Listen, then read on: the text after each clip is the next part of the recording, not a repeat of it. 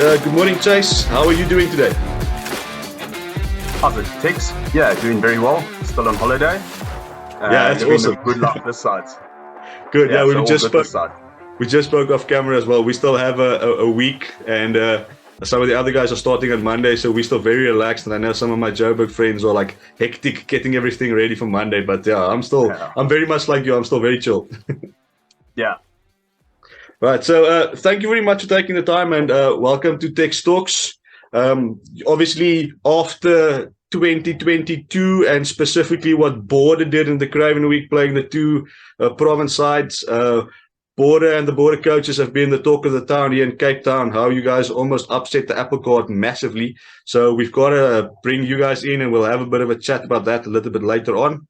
But for the first part of the pod, we just want to get to know you a little bit better. So tell the viewers, who is Chase Morison? Sure. Chase Morison is just a boy who is who's probably born and bred East London, big family man, God-fearing man, and obviously a rugby enthusiast. So that probably sums it up best. Could probably talk a little bit more about it, but that sums it up best. Awesome. So you mentioned rugby loving man. What is it about schoolboy rugby that you love so much? Look, I think the thing that everyone is drawn to with the schoolboy rugby scene is the fact that it's so attractive. More and more as the years are going on, you're seeing your top schools are incorporating the kick game a little bit more. But for the most part, it's a beautiful brand of rugby. It's really nice to watch. It's really good to coach, and it's entertaining. So the schoolboy rugby scene is something that I think everyone loves because of that. Yeah, definitely. What comes out a lot on the podcast when I talk to guys is that they mention it's like the purest form of the game. There's no money involved. It's all just playing for the jersey. And then it's just those 16 and 17 and 18-year-olds that play without fear. So they back their skills and they do the special things that you won't necessarily see in the URC or in the Rugby Championship because there's more on the line. Yeah. What's great about the schoolboy rugby scene is working with guys that are talented enough to kick on, and you identify them almost first up.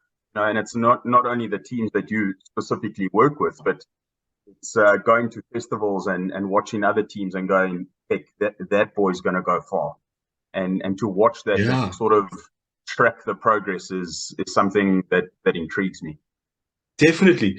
That's you brought up a good point here. I've also noticed that, especially in the last 5 or so years where I've had the privilege of kind of being involved in the province system, is where you see the guys come to trial when they're like grade 9, and we start with the Grand Coma prep, and then you see the guy, for example, a boy like Lorenzo Julius, who's now with the Sharks. Saw him when he was under 14. We played with the developmental side against him with Paul Ruggas. He scored 6 tries against us, and we were all like, that guy. So then I saw him when he was with the under 16s, and then he had his year now where he was kind of the talk of the town, got injured, but played Craven Week, played SA Schools. Now he's with the Sharks, and I actually saw he's with the URC team. So that's the type of tracking where you feel like, but I've known this guy is going to be the man for like 5 or 6 years. So you keep track of the guys. Yeah, that's a good point. Yes. You have that little bit more of a special relationship because you followed the guy since he was still a nobody. Yeah, 100%. So loving schoolboy rugby is one thing, but then deciding to get involved with it is something completely different. So why become a schoolboy coach? Yeah, so for me, Tex, it's I stand by the fact that I'm partly who I am today because of Selborne College, and after my playing career, it sort of got to a point where crossroads where sort of everyone gets to, and I needed to make that decision. Am I going to carry on playing here? Am I going to pursue this fully, or am I going to try and get into the market at an early age? Try and get into the SNC, try and get into the coaching, build up my CV, and just started getting into that world. So there was a bit of a crossroads at the end of my playing career, and Selborne came knocking. I thought at that point that it was the best opportunity for me. And yeah, the rest is history. So, you know, I started at Selborne in 2017, and I haven't looked back since. Yeah, that's awesome. So something that's very interesting for me from the two border coaches that I know now, which is you and Ty, is that you're both very, very young. You've both got into the coaching thing very, very early, and you've both had the mindset of, listen, this is the path I'm going to take to become a pro or to really push my limits.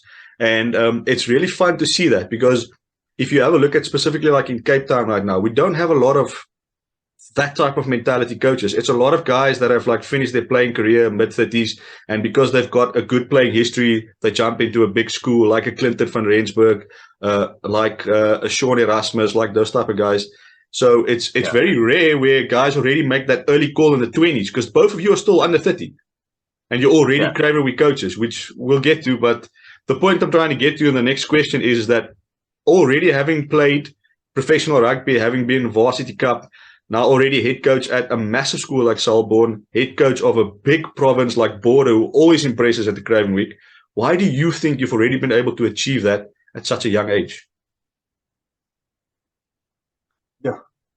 Look, I said I don't want to get emotional in this, but it comes down to one, the lessons that my mother taught me at a young age, and that was quite simply put, you know, if you want to achieve something, Chasey, then make sure that at the end of it, when it comes to the end, that there's no excuses for why you could have failed. And so that was a lesson that was ingrained in me from a very young age, and that's something that I'm very thankful to my mom.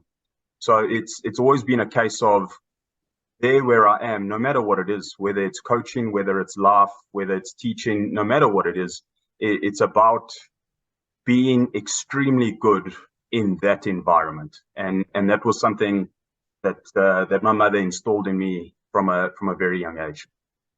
That's awesome. That's really an awesome mindset to have, because I think we speak about it a lot here in Cape Town as well. We're so littered with good coaches, and a lot of the guys have the mentality of, I'm going to keep something in the pocket until I get my big chance, until I get into a good environment. No, you're there now. Make a difference now. And then when you get your step up, you have already done it and you've got the name. Where I think that type of mindset, not just even for rugby, but for life, I think is going to guarantee you a lot of success. That's really cool. And kudos to your mom in her absence here. Yeah. Right, okay. So let's get a little bit more into who Chase Morison is. A couple of quick fire questions. Don't think too much. Just answer as it comes up. Favorite song or band? Lumineers. I love all the Lumineers. So that's the first thing that comes to mind. I like a lot of music. I like my country, but first thing that comes into mind is Lumineers. Yeah, don't really have a specific song. Just love the band. Nice. Okay, favorite food. Favorite food. Yeah, well, first thing that comes to mind is, so whenever it's my birthday, every year, I get my gran to make two things for me. And that is a sweet corn fritter. Very basic, very simple. Love it. And my gran makes a spinach and bacon quiche, which sounds very simple, but I don't know what she puts in there, but it's something I could eat every single day of my life. That's a very unexpected answer, but as you explain it, I get the feel that it's simple stuff, but it's pretty special. Yeah. Great. Favorite color? Red. Red. Drink of choice? Well, are we talking performance here, or are we talking drink of choice? If you could drink anything, what would it be? Yeah, drink of choice. If I'm with a bunch of mates and we're around a fire, I love a bottle of dry red. Quality. I've become quite a wine snob the older I've gotten. So yeah, quality red is where I'd go. Cool. So you must have enjoyed your week in Cape Town though for the Craven Week. You have no idea. Right. Favorite movie? Good Will Hunting. Oh, that's a good one. First team you've ever coached? first team I've ever coached was actually back in 2012. I was still a student, and I coached at St Andrews Bloemfontein, which is not a very big rugby school. But they were looking for coaches. I was looking for some extra bucks, and that's sort of how I got into it. They decided to give me the second team, which was quite big. Yeah. And still to this day, I'm actually in touch with a couple of the boys from the school. Oh, that's cool. So yeah, that's special. Yeah, that was special. Definitely. Right. Your favorite quote? Favorite quote? Heck, there's so much. A lot of cliches out there. Goodness me.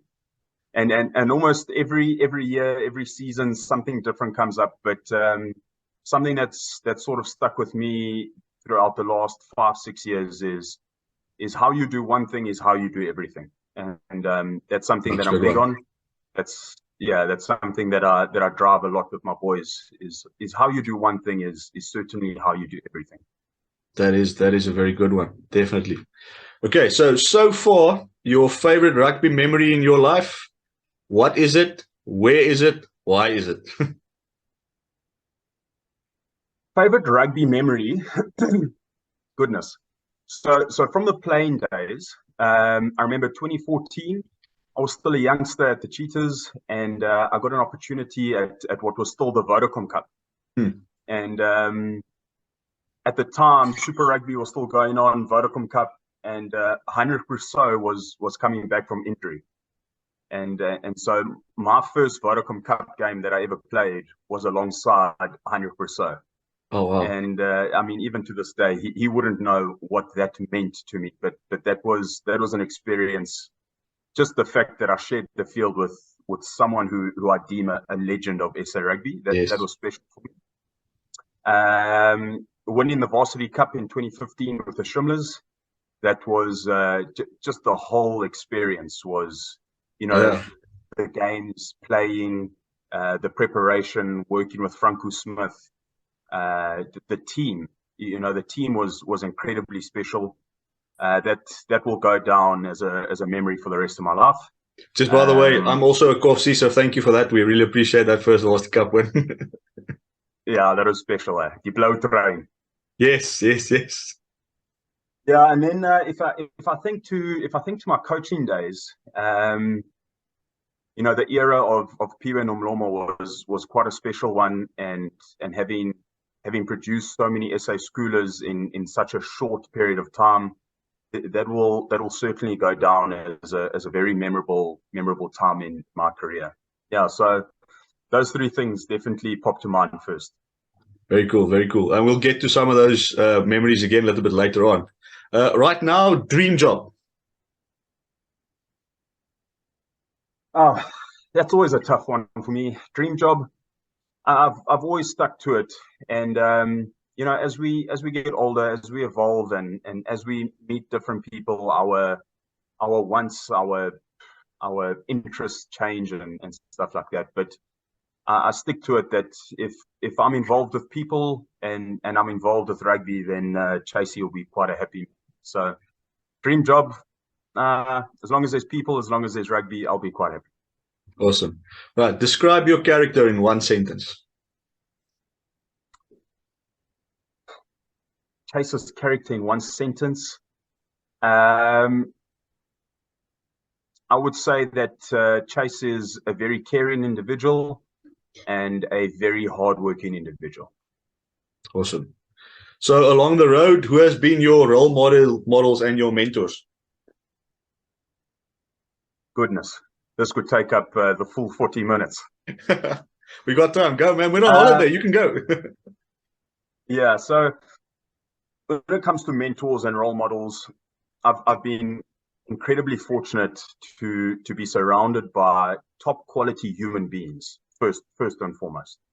And on top of that, the people that I've been surrounded with, the people that I've worked with, the people that I've been close friends with have often been extremely good at their trade. And so the first person that comes to mind is a Piwe Nomlomo. More than a mentor, he's a great friend. But what I've learned from him not only about rugby but about life is quite special and something that I hold dear. I think about Timothy Kumbu, who's with the Springboks at the moment.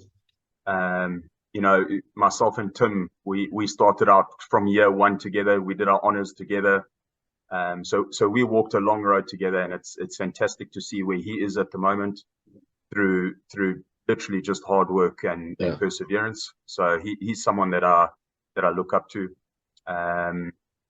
There's a bloke, and I'm sure we'll get into it a little bit later in this series.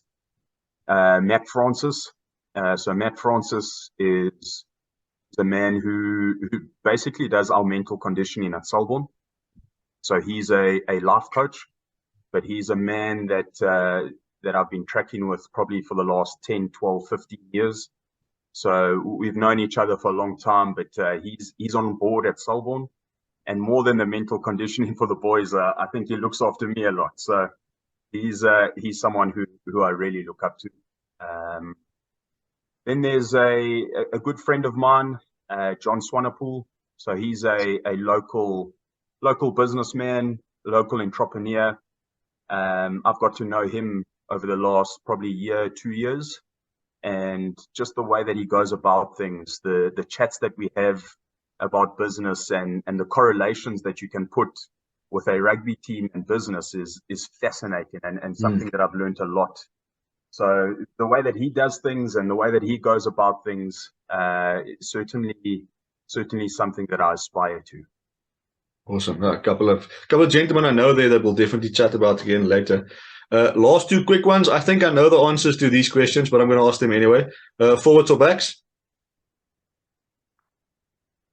Man, I can tell you, in the last 2 years, I have challenged myself in such a big way to understand the mindset of a backline player. And I'm getting there, but it's definitely forwards. Definitely forwards. Attack or defense? Oh, attack or defense? Look, I think all of us, you know, when we started playing rugby, or at least I did. When I started playing rugby, so that I could score tries. And so, it's sort of ingrained in us, this attacking coach. If you're a coach, you are passionate about attack. It's just part of you. You want to work on this beautiful launch move. You want to work on this great line-out variation.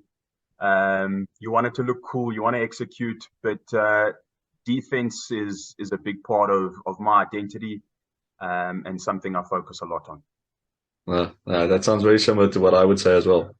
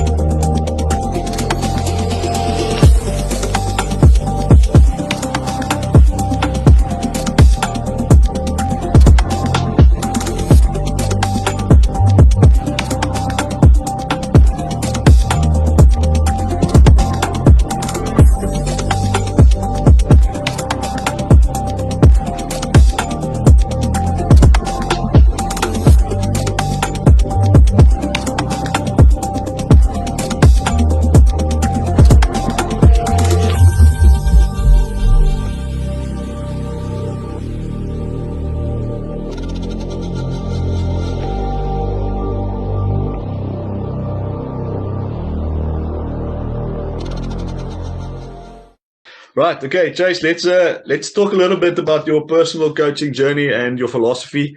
But before we get to that, obviously you were a player first, and from a very young age, you were obviously exposed to very professional setups, playing Grand Como and Craven Week for Border, and then also getting into the under-19 setup with the Cheetahs and with the Shimlas, who I think is a very underrated system. And I think you'll be able to speak to. They really do a hell of a lot of good work, because they are not capable of keeping all the grey quality players, because they go all over the world. So they kind of have to take the second and third tier guy from other provinces. And for somehow they've made it work very well. But how have you experienced that whole culture moving from East London to Bloemfontein and being involved in the junior system there? Yeah, so everyone sort of warned me, being the Engelsman, the Yeah. Soti from East London going up to Bloemfontein, people are going, hey, Chase, you need to try and get into the culture. You need to learn how to speak Afrikaans, and you need to, otherwise you're just gonna be an outsider. And I felt it, or I experienced a totally different thing, where in the first 2 months that I was in Bloem, uh, I really felt like I was part of a family in the short space of 2 months. And that's why, to a large extent, family is incredibly important to me, because what has been modeled to me has been very family orientated. And so, I mean, I think about quality SNCs that I've worked with. Johnny Rourke, who I believe is at the Griquas at the moment, I'm not too sure. He was an incredible mentor for me. Again, someone who was more than just rugby, but a lot more into the individual and understanding how you're doing as a person. He was a great SNC. I think about Kobus Kaldu was another SNC, at a legend at the Cheetahs. Played over 100 games as a tight head prop. He was a great mentor again for me at the Shimlers. He was our SNC during that 2015 season. Yeah, but the relationship between the Shimlers and the Cheetahs, I think about Andre Trudeau, who's currently at the Shimlers at the moment. Yeah, so he was at the junior Cheetahs at the time, doing the scouting, for lack of better words. But he was a big learning mentor for me. Someone who really took an interest in me, someone who rated me, which was big for me at that time. But yeah, the environment and the culture there, if I had to put it down to one word or a theme, it would be very family orientated. And I fitted in incredibly well. The Afrikaans culture I love. I've learned a lot from the Afrikaans culture.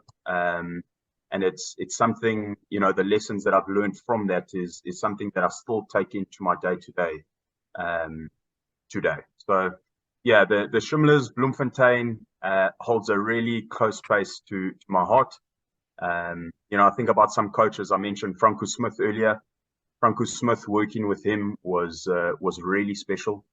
He had come back from Italy. I think he was with Benetton for 7 years, and he just brought a totally different dynamic. When you talk about professionalism, if you say the word professionalism, the first person that I think of is Franco Smith. And so it was a huge learning curve as a player at that time. But now those things that I've learned there is something that I carry over into my coaching career. So yeah, Shimlers, Cheetahs, Bloemfontein really hold a dear space in my heart. Yeah, look, I had the privilege also of spending 4 years in Bloemfontein, and maybe you can speak more to this than I can, because I wasn't really that big in the rugby systems there. But the fact that Bloemfontein is like a small city that really doesn't have a lot of distractions for the players, I think is to their advantage, because it kind of forces, especially those young guys. I don't know, did you also live in the Cheetah House? Or were you not? Was that after? No, no. So we had the Cheetah House in my days there, where all the young players had stayed in one house together.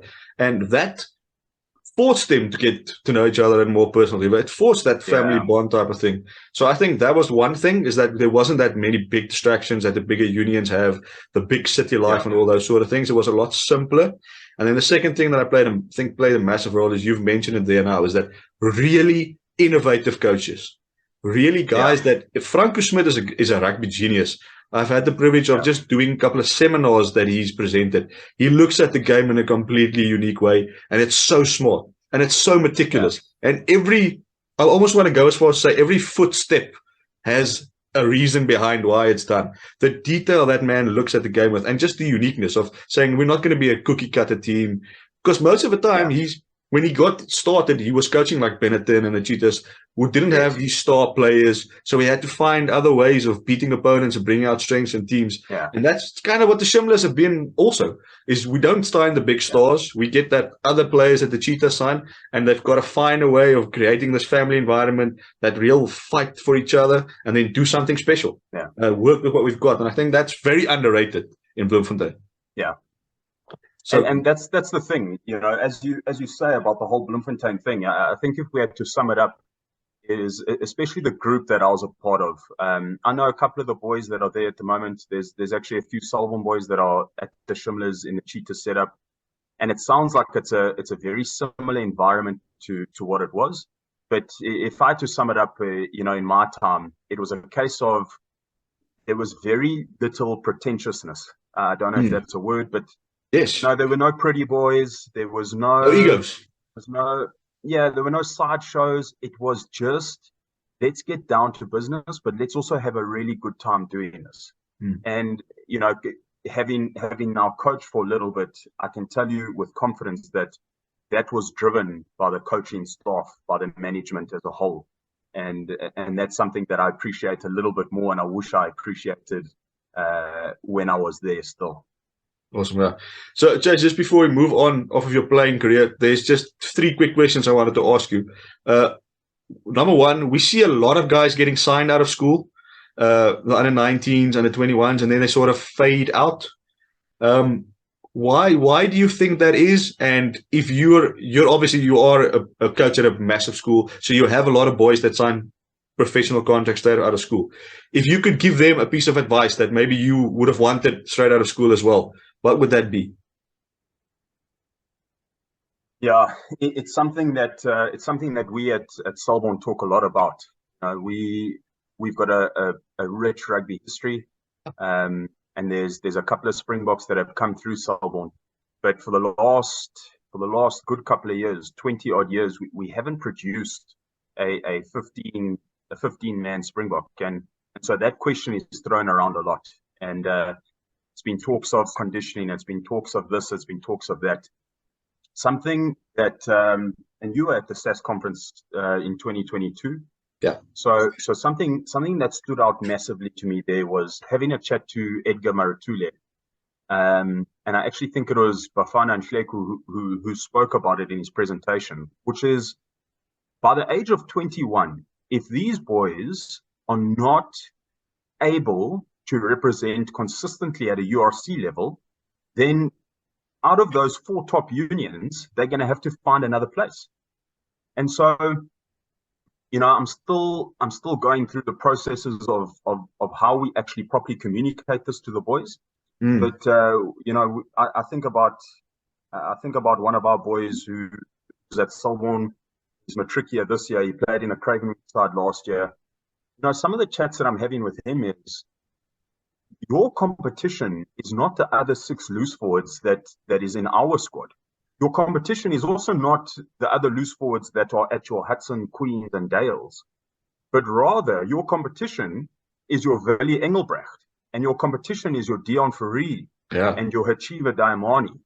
Because in the space of 2 years, in the space of 3 years, you need to be able to compete at the same level that those guys are competing at. And so I believe that it's merely a mindset shift where we need to be able to go, guys, we need to be looking past where we are now. And that's important. So it's a communication. And that's where I say, we'll probably talk more about Matt Francis, but to have someone like a Matt Francis who works on the mental conditioning and working on, being a little bit more resilient and making certain decisions on the field, he has been incredible for us.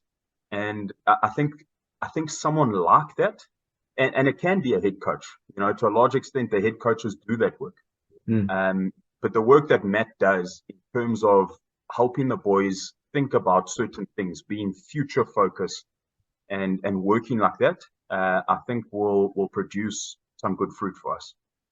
Yeah, no, I definitely agree with that. I think a lot of the guys get a big head when they say, we see it here at Province a lot, and Province is so rich with talent that if you're going to come to the under-19s with an attitude or anything that even indicates unprofessionalism, cheers, because we've got 4 or 5 other guys that are just as good as you. So yeah, I think that's a big thing as well, which the school guys do need to spend more time on. And I think maybe that day off at Craven Week is a good idea to get the boys together, and somebody comes in like a mental coach and has a chat with the guys and say, listen guys, here's your next step, here's what you need to do, and then maybe arm the guys with some stuff there. But yeah, a good conversation maybe to have in a lot more detail later on. But Yeah. I noticed also you're a prop, and a couple of times you had to move to tight end. How did you experience that? Were you excited to do the move? What was that like for you? Yeah, so that's an interesting one for me because at school in my grade 11 year I played the whole season as a tight end, which I've got a lot of respect for my schoolboy coach at that time, Mr. Kevin Taylor.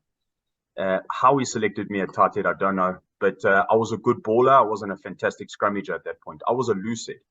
In my matric year, moved to loose head, and played a lot better rugby. In that off season, knowing that I was going to go to Bloem and knowing that rugby was going to be a part of it, I trained incredibly hard, got into great shape.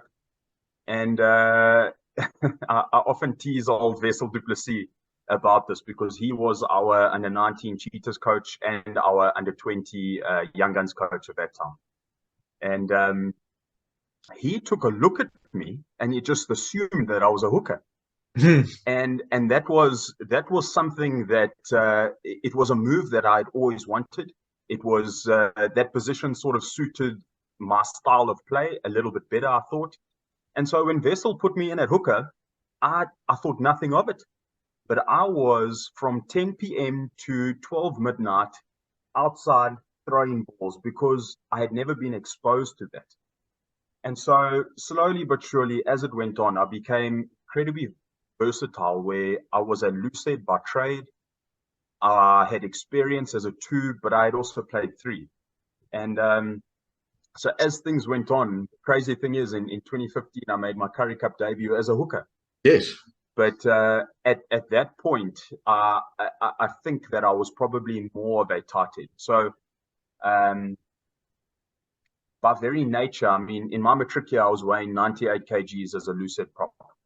And that's crazy because you look at it these days where, the props are looking at 110, 112, and they're incredibly mobile. So the sort of athlete that we're getting these days is a little bit more advanced than what it was 10, 12 years ago. But as time went on, I became more comfortable as a tight end. And that was largely because even though my fighting weight was about 106, 107 kgs, which is terribly light for a tight end. Yeah. I always had to be, because I was slightly smaller, I always had to be a lot stronger than my opposition. And so the type of training that I did allowed me to compete as a tight end. Awesome. Right. Yeah, that's very interesting. That's why I actually thought you were a hooker and was converted to tight end. That's why I phrased the question that way, because what I saw of you on Varsity Cup was hooker. But that's interesting to hear that you actually started as a tight end, or as a loose head anyway. Look, yeah, and that's a bit of a touchy one for me, where I made a lot of squads in my playing time. I would make almost every squad that was available, but I wouldn't get much game time. And even if I did get selected in the match team, it would be on the bench as a result of my versatility. So because I was so versatile and I could play 1, 2, and 3, I was a great person to have within the squad. I was also a great person to have on the bench.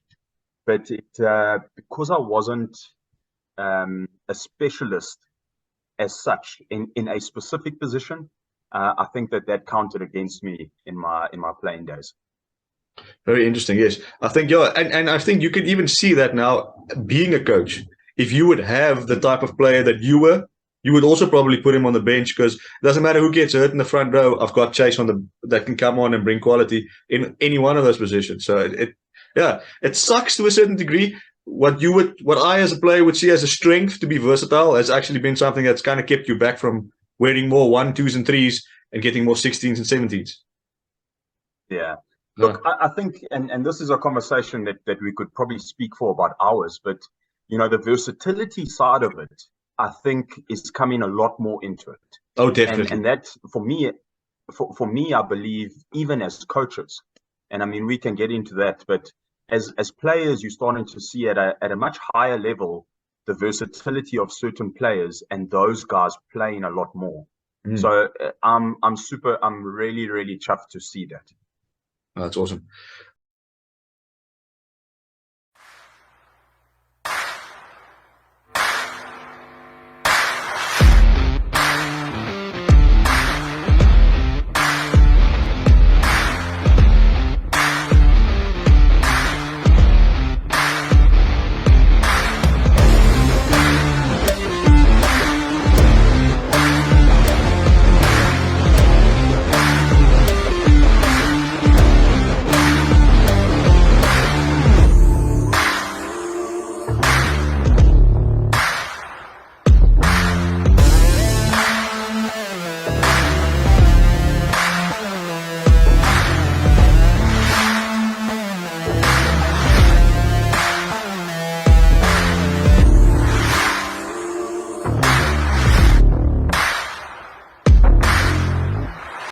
I know this is a question we can answer in hours.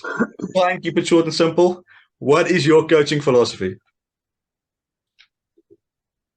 Yeah, coaching philosophy is. Now I remember 2018. I think Piwe Nomoma was the first person who actually sat me down and went, Chase, what's your coaching philosophy? And I looked at him as if to go, what do you mean? Well, I don't know. And so ever since then, it's been an ongoing process for the last 4 years. And what I've realized with the whole philosophy is that it's ever changing, it's ever evolving. But if I had to put it down to a couple of pointers, coming from a conditioning background, conditioning is incredibly important to me. Especially at schoolboy level. I think the higher up you go, the more of a level playing field the conditioning is, and that's where coaching becomes a lot more important. But at a schoolboy level, I see conditioning as something that can win you a game and lose you a game. So conditioning is very important to me.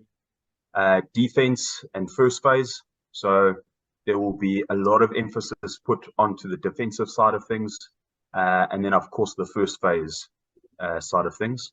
And then, I think rugby, I don't know how much I like it, but I think rugby is moving into, or not moving into, the reality of it is that quality coaches and quality conditioners, all they are focused on is the numbers and the science side of things. And so when it comes to that, momentum, a big thing that I'll chat to the boys about is how do we create momentum? How do we stop it? What does it look like? What can we do in these scenarios? So momentum and how we go about that would be a big part of the philosophy. And then obviously, the decision-making side of things, but more problem solving than the decision-making. And I think that's something that we've focused on this last 2022 season a lot more, is putting players into certain scenarios and teaching them game management, I would think, but in a way that they need to take ownership of on the field. This is what has happened. Great. How do we adapt? How do we overcome? So it's a very broad answer, but very, very big on momentum, very big on decision making. And then obviously the three key factors that I would focus on a lot would be the first phase, the defense, and the conditioning side. That's awesome. I'm going to jump away from our list of questions for a moment there, because you mentioned something that I've been working on as well, but I'm not quite sure if I'm doing it effectively. Is that decision making? So I also want the guys to not see it as decision making, but well, yes, we make decisions, but the problem solving you just mentioned, like we're in this scenario in the game. How do you train that? Because I don't want to get into situations where I give them the scenario and I say, right, we've got a scrum over here, we're 3 points behind. What do you do? And then at the end of the day, I give them an answer that I think is going to be right. So what I've looked at, what some coaches do, especially in England, is they play these small-sided games with the guys and they change the rules and they give them like 10, 15 seconds to go have a chat and decide on a plan. And then they'll change the rules of the small-sided game to lead them towards the type of decisions they want to make. But then again, that's not specific to an actual rugby field situation. So if you've got players with high IP, right, like you guys definitely have at Selborne, because you've got quality players, quality coaches from under 14 straight through. But if you're at a school more like mine and the guys don't necessarily create that connection between, oh, this game that we're playing is because of that scenario, I'm struggling with that. So what are you guys doing at Selborne? If you say, I want to teach them problem solving, can you give us an example of how you coach that? So so just like you explained now, the game side of thing is also something that really excites me. So that's something that a lot of teams are jumping on board with. Instead of your stock standard conditioning, we're looking to play games and we're looking to teach certain skills and we're looking to get the conditioning running meters in through that. So that's something that we focus a lot on. However, there's a little mantra that the Selborne team would have heard 100 times over, and that is, we look for the perfect 100 seconds. So within a game, we will look for the perfect 100 seconds, and that looks different in certain parts of the field. And so what we do very simply, we'll manipulate the defense, that we'll drop a couple extra at the back, or we'll put a couple of extra in the line. And then from an attacking perspective, if we're in our exit zone, you have got 100 seconds to essentially do the job and get out of there. So we talk about the perfect 100 seconds. So we are always looking for the perfect 100 seconds. And so the only way that we do that is we'll give them 100 seconds where they are just simply playing, and I'll manipulate the rest and whatnot. But between 50 and 70 seconds, we give them a bit of a rest. And that's exactly where, so I'm incredibly big on player ownership, very, very big. And so in that 60-second break that the players will have, there are certain players within the team that have certain roles on the field, and they get the opportunity then to address, right, on attack, guys, this is what is happening. And they've got 60 seconds to do that. So it's teaching them under pressure, you must, and I'm strict on that time. I'll give them a 10-second warning, and by that time, the ball's already in play. So 100 seconds on, 60 seconds off, and through that, with your coaching pedigree, you can put them into different scenarios, and that's sort of how we try and get it right. I love that. I love that. I hope you don't have a patent on it, because I'm stealing it. I love that. That's brilliant. That's really brilliant. I think it's perfect. And again, another thing you've mentioned there is that I give players these roles and say, listen, you need to be like the attack leader. I need to get opportunities to discuss attack and what you see and what are we doing well, and what are they giving us on defense. But I've never coached the opportunity to now have that discussion on the field with the guys. And I think that which you just said is giving them that, okay, there's a water break now, here's your 60 seconds. Oh, now I've got to go and have the chat. I think that's brilliant. It's really brilliant. It's brilliant in its simplicity. Yeah, and the beauty of it is there are often times where I won't even go into the huddle during that 60 seconds. And I do that purposefully, yes, so that the players know that coach is not going to jump in and correct what I'm saying. I want them to take absolute ownership in going, right, this is not working. This is how we're going to make it work. And they are the ones that get that going. And at the end of practice, I'll have a chat to a couple of guys. If I feel, the attack wasn't good, our defensive press wasn't good, there's certain players that are in charge of that. I'll have a chat and we'll talk. And that's where the coaching comes in for me. But during that 100 seconds, it's playing. During the 60 seconds, I want the players to take ownership of that time. Oh, that's brilliant. I love it. I completely love it. Okay, right. The fun thing we have when we are coaches is that we pretty much at schoolboy level, we get new teams every single year, right?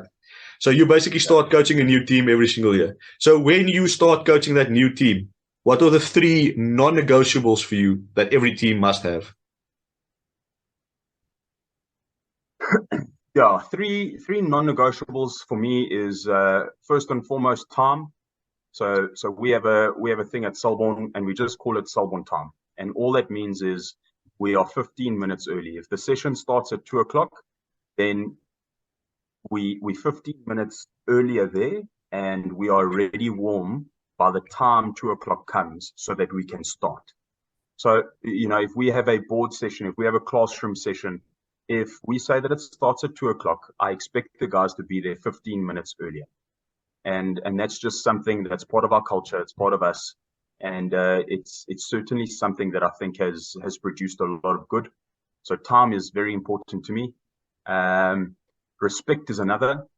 So, we just the simple, everyone in the first team squad will shake each other's hand, look each other in the eye, ask how you're doing, and then we can carry on. Because it's a simple case of I will take interest in you. Not just the coaches, but the players as well. I want to shake hands. I want to look you in the eye. I want to ask you how you're doing, and then we can carry on from there. So respect is a really big thing for me. And if I had to mention a third one, I would probably say I'm really big on work-ons. So especially at the start of a season,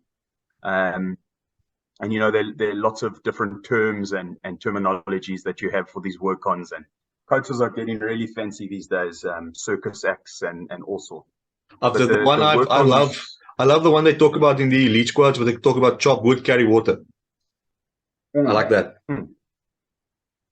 So the work-ons are really important for me, because it gives me a really good idea of, one, are these guys actually able to take ownership of, I am a loose head prop, therefore my work-ons are X, Y, and Z. Because often what happens is they go and they don't really know what to do. So at the start of the season, identifying, one, which players need to do certain work-ons and what they need to do. But more than that, it also gives you as a coach a really good indication of the skill level and the talent to a certain extent of the players when you are looking from afar. And so, those three things: time, respect, work-ons, very important for me. Awesome. I think those are all very, very important things, definitely.